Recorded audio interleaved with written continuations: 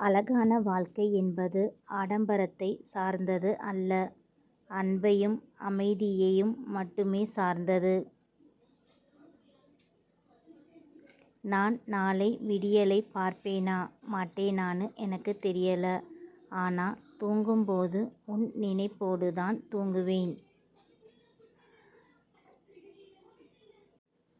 வாய்ப்பு கிடைக்கும் போதெல்லாம் வயதை சற்று ஒதுக்கி வைத்துவிட்டு பிடித்ததை செய்து கொண்டே இருங்கள். நிலையற்ற இவ்வாழ்வு சலிப்பற்று இருக்க. உன்னை பற்றியே யோசிப்பவரிடம் நீ பேசக்கூட விரும்புவதில்லை. நீ சிந்தித்து கொண்டிருப்பவரே உன்னை பற்றி நினைத்து கூட பார்ப்பதும் இல்லை. சிலதை சொல்லத் தெரியவில்லை, சிலதை சொல்வதா தெரியவில்லை, சிலதை சொல்லாமல் இருக்க முடியவில்லை, இன்னும் சிலதை சொல்லி ஏதும் மாறப்போவதும் இல்லை.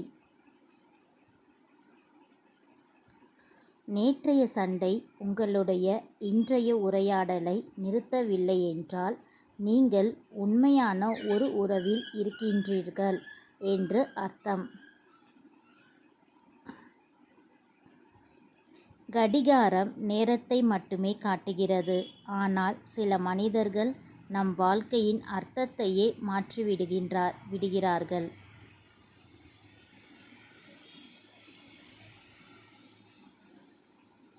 பிடிச்சவங்க நம்மக்கிட்ட பேசுறது எப்போ குறையுதோ அப்போவே தெரிஞ்சுக்கோங்க நம்ம இடத்தை நிரப்ப வேற யாரோ வந்துட்டாங்கன்னு.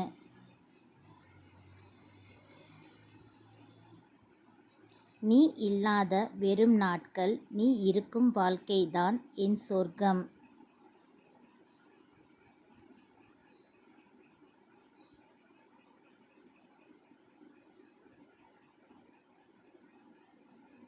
கடந்து வந்த பிறகுதான் தெரிகிறது கடந்த காலமே அழகானது என்று.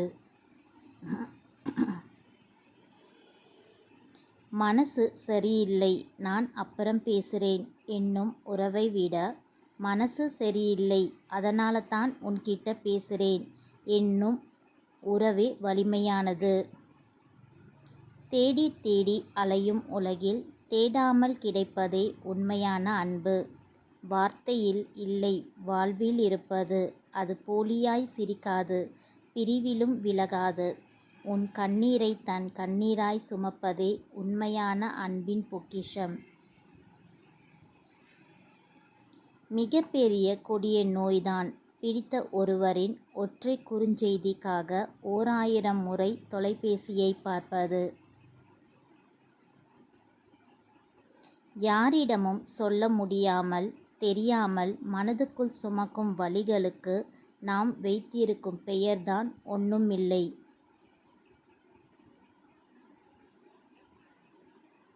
புரிதல் இல்லாத இடத்தில் விளக்கம் கொடுப்பதும் தண்ணீரில் எழுதி வைப்பதும் ஒன்றுதான். மௌனமே பெரும்பதில்.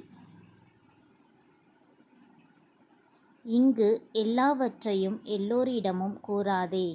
அதனால் ஒன்றும் மாறுவதும் இல்லை, அவர்களுக்கு அது தேவையும் இல்லை.